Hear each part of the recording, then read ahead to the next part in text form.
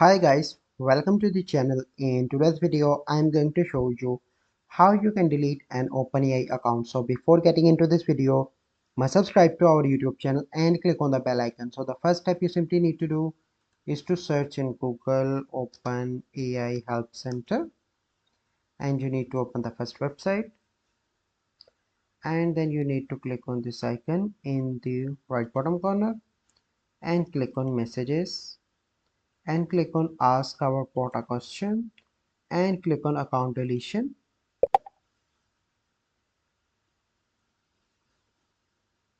So it is thinking.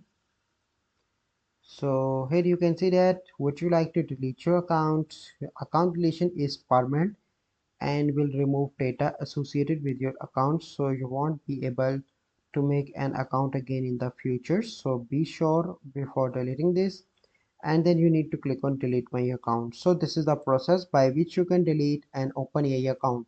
So I hope you find this video helpful. If you find this video helpful, must like this video, subscribe to our YouTube channel for future videos. We'll see you in the next video. Thank you. Have a good day.